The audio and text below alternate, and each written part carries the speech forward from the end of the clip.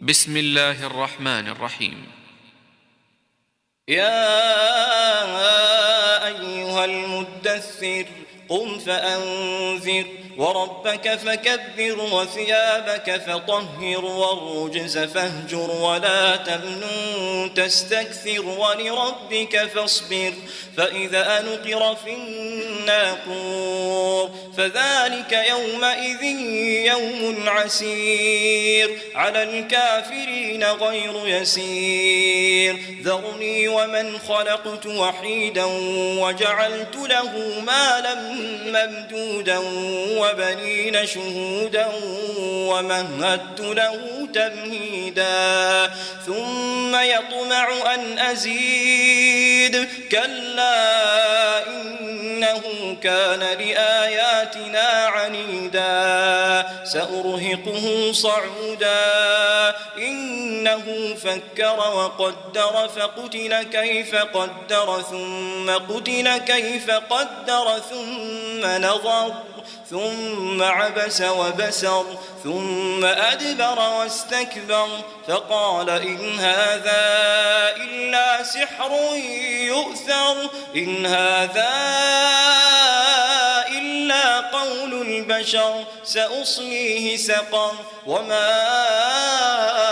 أدراك ما سقر لا تبقي ولا تذر لواحة للبشر عليها 19 وما جعلنا أصحاب النار إلا ملائكة وما جعلنا عدتهم إلا فتنة للذين كفروا ليستيقن الذين أوتوا الكتاب ويزداد الذين آمنوا إيمانا ولا يرتاب الذين أوتوا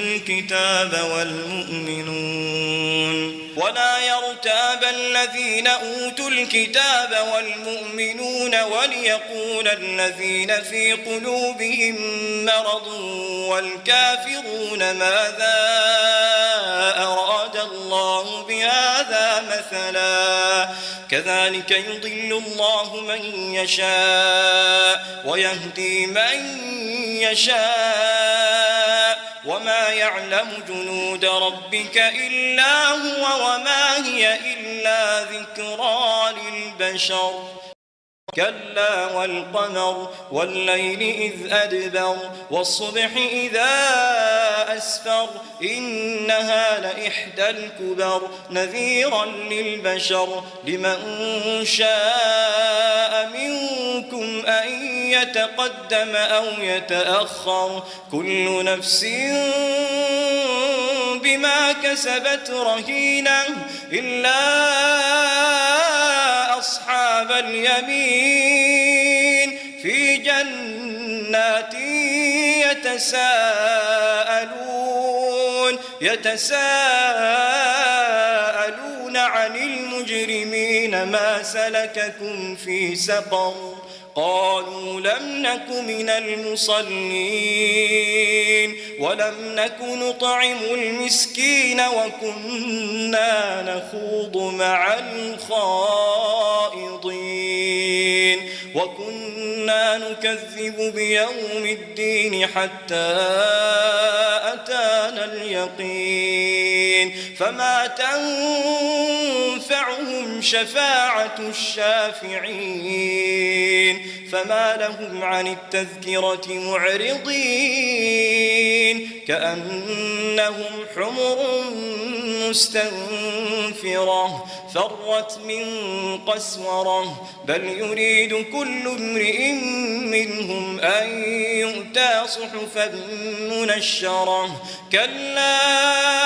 بل لا يخافون الآخرة كلا إنه تذكرة فمن شاء ذكره وما يذكرون إلا أن يشاء الله هو أهل التقوى وأهل المغفرة